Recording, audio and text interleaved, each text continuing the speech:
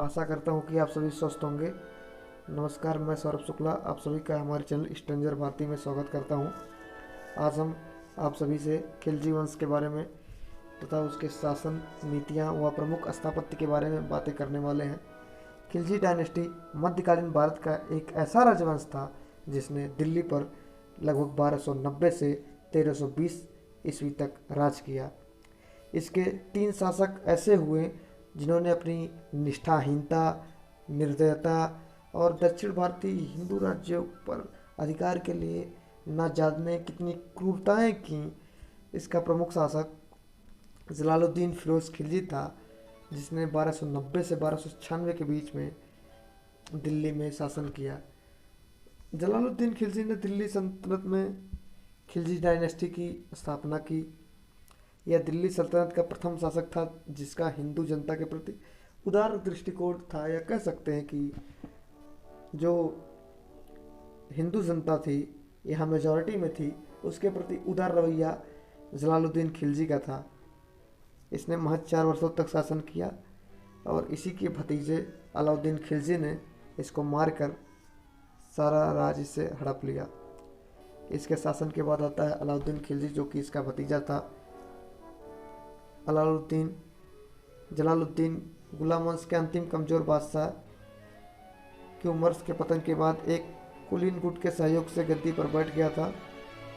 अलाउद्दीन खिलजी का जन्म 1266 में माना जाता है। 1290 ईस्वी में जलालुद्दीन ने उसे अमीर तुजुक पद प्रदान किया, जो कि उसके शासन में बहुत ही बड़ा पद माना जाता था। अलाउद्दीन खिलजी का कहीं कहीं जन्म 1267 में मिलता है, लेकिन CSC एग्ज़ाम के लिए 1266 ही इम्पोर्टेंट है। अगर आपके प्रीलिम्स में पूछता है तो आप 1266 ही टिक कर सकते हैं। इसने 1292 में सुल्तान की अनुमति से भिलसा पर आक्रमण किया और उसको जीता। उसके पश्चात 1294 ईस्वी में देवगिरी पर आक्रमण किया और अपार धन लूटने के पश्चात यह इतना शक्तिशाली हो गया कि अपने चाचा जलालुद्दीन को मारकर शासन अपने हाथों में ले सके। इसीलिए इसने अस्थाई सेना बनाई। वह पहला ही शासक था जिसने अस्थाई सेना का निर्माण किया।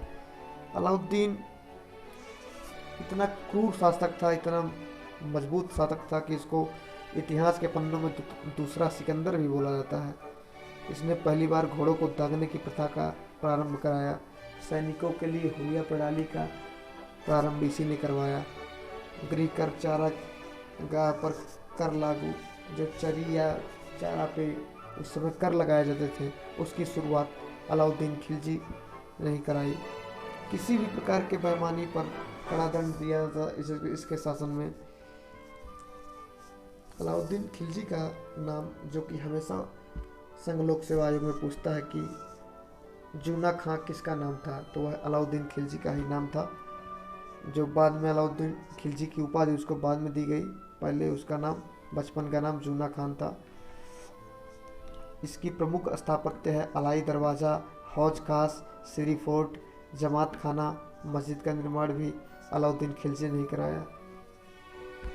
अलाउद्दीन खिलजी के शासन संबंधी व्यक्तित्व, अर्थात इसके शासनकाल में कौन से ऐसे व्यक्ति थे जो अपने कृतियों से बहुत ही ज़्यादा मशहूर हुए, उसमें प्रमुख थे अमीर खुसरो जी, जिन्होंने, आप जानते होंगे, अमीर खुसरो ने सितार, जिसको आप बजाते हैं, उसका आविष्कार किया।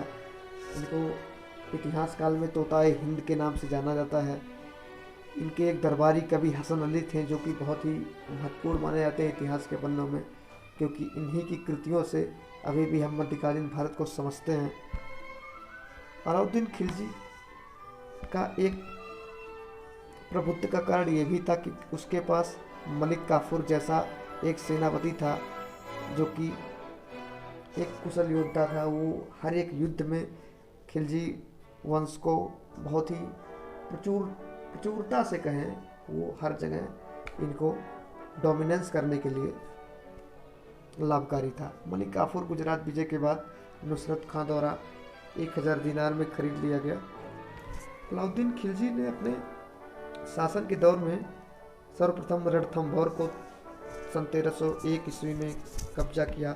फिर चित्तौड़ विजय की इसने 1303 में, और फिर मांडू विजय इसने 1305 में मांडू पर भी कब्जा कर लिया।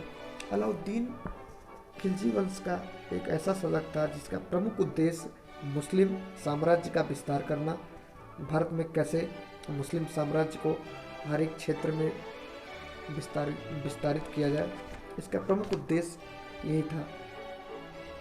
अलाउद्दीन अपने शासन में क्रूरता के लिए जाना जाता है और खिलजी डायनेस्टी को एक व्यापक स्तर पे ले जाने के लिए माना जाता है।